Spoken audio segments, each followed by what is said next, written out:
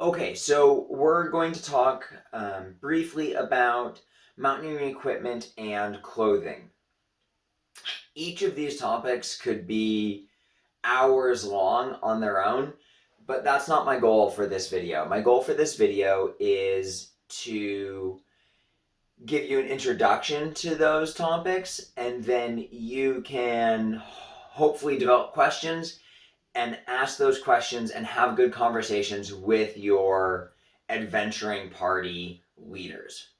So, first, we're going to talk about what we call the Glacier package. This is the hardware that you need for safely ascending a mountain.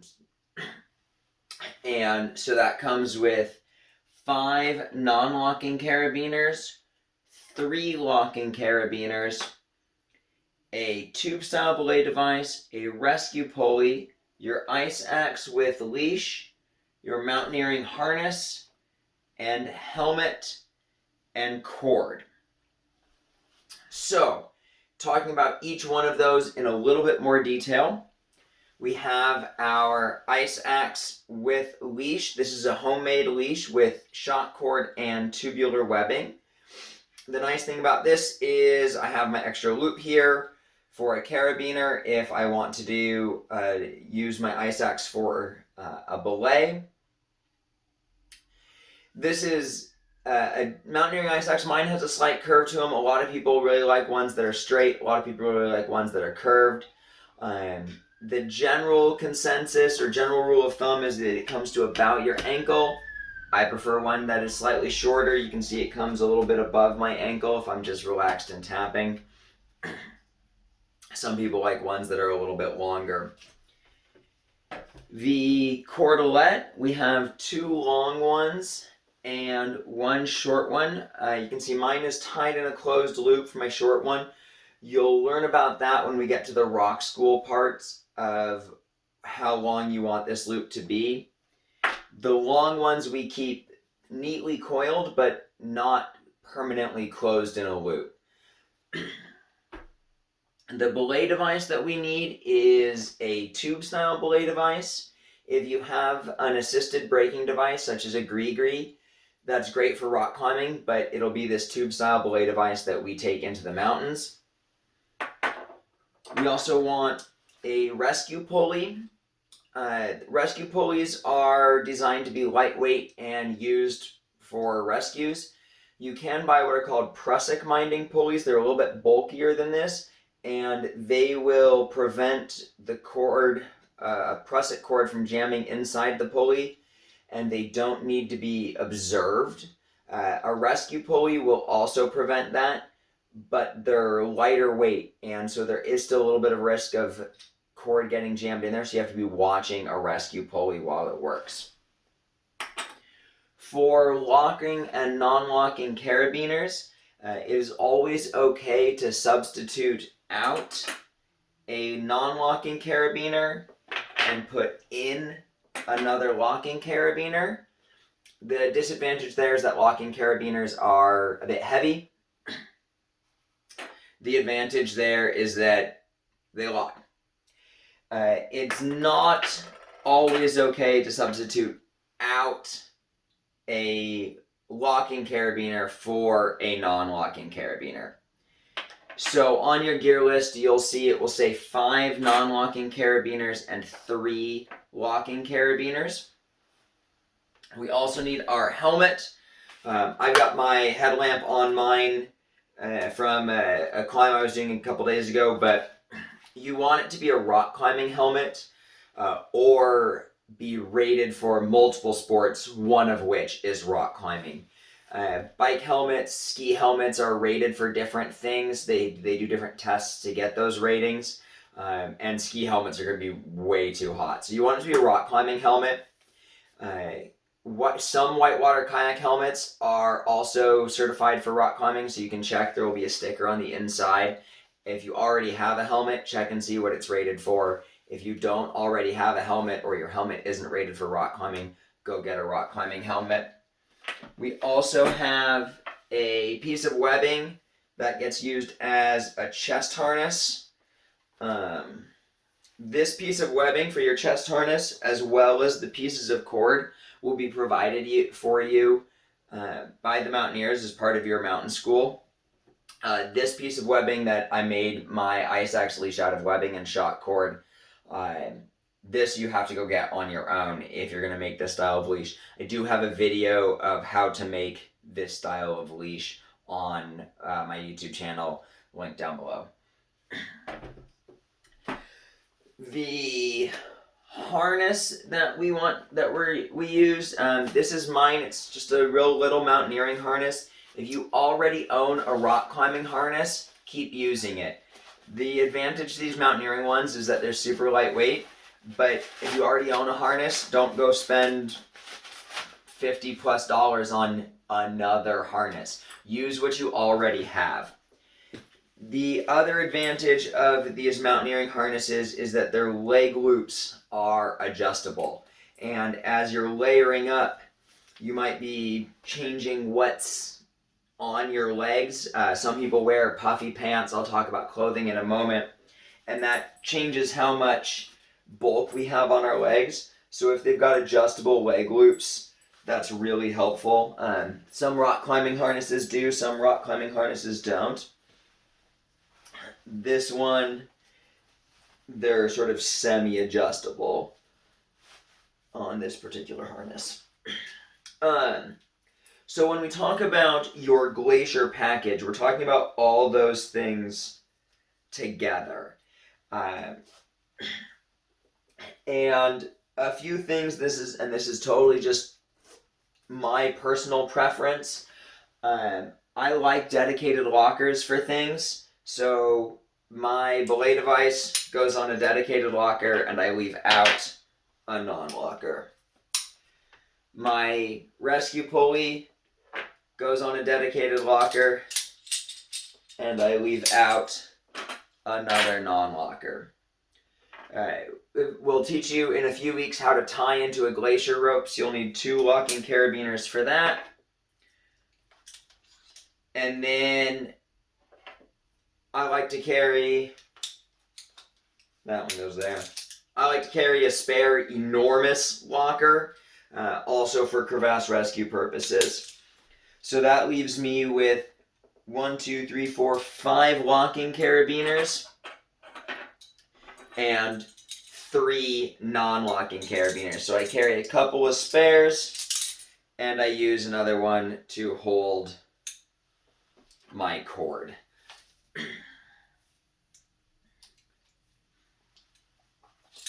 So that's my Glacier package. Oh, didn't put my harness on all the way. We will, of course, be doing buddy checks anytime before we climb to make sure nothing like that happens. There we go. So that's my Glacier package and my hardware that I'll be taking up the mountain. Other things that we want to add in with that in general are some sort of sunglasses or eye protection. I really do personally advocate for proper Glacier glasses. They're way darker than normal sunglasses, but you definitely want something to go up there with you. Also, we definitely want headlamps, not flashlights that we're holding in our hands. We've got other stuff in our hands, so we need to have that light on our head. When mountaineering, we usually start climbing at like midnight. It's dark out. We need to be able to see, so we've got that headlamp. With your helmet, if you're out to buy a new helmet, buy the one that's the most comfortable for you. If it's not comfortable, you won't want to wear it, and if you're not wearing it, it can't do you any good. We wear these for long hours when we're climbing, so basically we wake up at 11 o'clock at night, we're ready to start climbing at midnight, helmet goes on, and it doesn't come off for 10, 12 hours till we're back down at camp. So you want it to be comfortable for that long period of time. The next kind of big topic I want to talk about is boots. There are lots of different styles of boots. I'm going to show you 3. This one's a fairly lightweight. This might be called a 3-season boot or a summer boot. It's shank, which is the stiff support of the boot. On this one only goes 3/4 of the way, so it only goes to here, and that allows for it's still a very stiff boot, but the tiniest bit of flex up front. Advantage to these boots, they're lightweight, and as far as mountaineering boots go, they are the least expensive option, but they're not as warm. Going up from there, I've got something like this. I know they look similar, one just maybe looks a little bit bigger than the other. This one is a full shank boot, so it's got a stiff, mine has a carbon fiber rod running down the center of it, so there's absolutely zero flex to this boot. It's a little bit warmer than my 3-season boot. It's a little bit heavier. Also, this will be important for crampons, which I'll talk about in a moment. This has a front welt, this little lip here that a crampon can attach to, and a rear welt, whereas my lighter boot only has that rear welt, nothing in the front. And then you can also get what are called double boots. There is a step in between these two types of boots.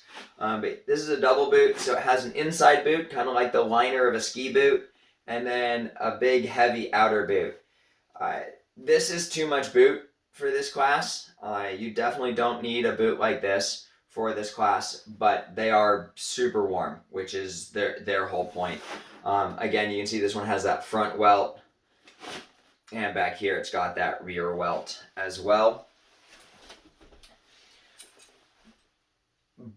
I would say that boots, getting the right boot is the single most important equipment decision that you will make.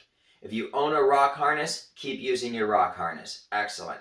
If you own a backpacking backpack, keep using your backpacking backpack. Great. So when thinking about where and how to spend your money, spend money on boots. They don't have to break the bank, but you do want to get ones that fit you well. If you have poorly fitting boots, you're just going to be miserable no matter how good all your other gear is. Just kind of putting things in perspective for you. This is a fairly popular boot. This is the La Sportiva Nepal. I love it, but if it doesn't fit you, don't get it. This particular one is the Nepal Evo, and it is almost $600 for a pair of these boots. By contrast, my lighter weight ones, also a La Sportiva, this is called the Trango Tower. This one is closer to like $350 for a pair of boots. So kind of what you want out of a boot will help dictate its price. That double boot that I showed you a moment ago is even more expensive. But those boots fitting well is definitely something that we want. If you have any questions about how boots are supposed to fit, please don't hesitate to reach out to me or ask your cohort instructor about how your boot should fit, or kind of what boot you need or anything else. Kind of sticking with boots, next thing I want to talk about are crampons. I'm going to show you just two examples of my crampons. There are a number of different sort of styles of crampon available to you, but they all have to do with either the shape of the points or the tines on the crampons, or they have to do with the way they attach to the boot. So if the crampon has something metal and clampy looking, that's called a bail. If it has something rubbery looking, that would be, it's also called a bail, but it's a strap as well. You might hear it be called a strap. So this style of crampon is what we call semi-automatic. It has a strap in front and a bail in the back. This toe strap can go on any type of boot. It can go on my boot that does not have that front welt, or it can go on my boot that does have that front welt. This is sort of a universal fit type front. This particular crampon, the back has a bail on it, which means the back of the boot does need to have that welt. So these crampons will fit any of my 3 pairs of boots. because the toe strap is universal and all of my boots have that rear welt. These crampons have horizontal front points. They come off, they kind of look like spoons. These are great for glacier travel. They sort of give you grip on snow as you walk your way up. The other type of crampons, as far as use case, is something like this, where the front of the crampon is much more vertical, and this one actually only has one point on the front. This would be for ice climbing or technical climbing. The downside to these on snow slopes and glaciers is that this front point can just slice right through the snow and not really give you much traction. This type of attachment system is what we'd call fully automatic, sometimes also called step-in. Again, it needs the welt for this rear bail. This specific crampon also needs a front welt for this toe bail. So these boots, no front welt, and these crampons will not work together. My other boots do have that toe welt, that front welt, so they just clip right in there. These are actually even sized for my bigger boots right now, but then they hold on like that, and there's a strap that goes around them. Once you find your boots, if you have questions about what crampons you need for your boots, please ask. I'm happy to go look at crampons, or if you send me a link to like REI or Backcountry and say, hey, will these work? I love answering those kinds of questions. So that's the quick rundown on gear. I guess backpacks is one last thing with that. This is my first backpacking backpack. 85 liters. It's enormous and it's super comfortable. It weighs a bunch, but this is what I did mountain school with, because like I said, right, focus your money first into your boots, then into your helmet, and then everywhere else. If you already have one of these, keep using it. They're great. Over time, you might go for something lighter. This is a climbing pack. It's got straps for ropes, and this one has a helmet hammock. They've got sort of unique climbing add-ons. They hold ice tools and stuff.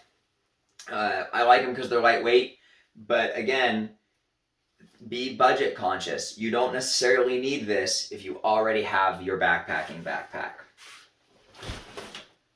Okay, so now let's dive into clothes. Of course, clothes start with a base layer. So merino wool is a really common base layer. Polypropylene, Capilene, something that's going to go right against your skin. It needs to be able to wick moisture away, so no cotton. You can spend a lot of money on merino wool, or you can go to Target and get Capilene, or you can go to the general store and get polypropylene. It is up to you. You might already have some long underwear, right? So that's a base layer. On top of your base layer goes your mid layer. So this might be a lightweight fleece.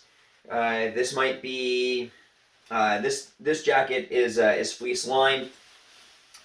But the idea behind the mid layer is that it goes on over your base layer. It's going to keep you warm, but not too warm. You want it to be a material that breathes so you don't overheat as you're climbing up. On top of your mid layer would go your shell layer. So we've got two types of shells. We have soft shells and we have hard shells. So hard shells would be a fabric like Gore-Tex. Soft shells would be a fabric like Windstopper. Soft shells are more breathable, but are less weather resistant. They do a good job at stopping the wind. They will not stop as much water. The hard shells do a really good job stopping the water. They also, of course, stop the wind. Different people like different things. I prefer my soft shell, but that means I always have to pack my hard shell in case things go really haywire. So I, over top my mid layer, would put on my soft shell, and your layering system would be different. In all honesty, in the Cascades in the summertime, I don't wear the mid layer. I run really hot. How your layering system develops over the next few months and years as you continue to climb will be a totally personal thing.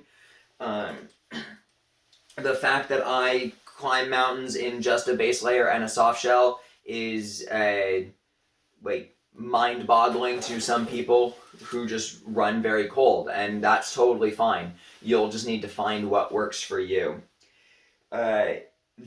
Okay, so I'm climbing and we stop for a quick rest. We'll need something to keep us warm while we're standing around, so that's where a big puffy down jacket comes in.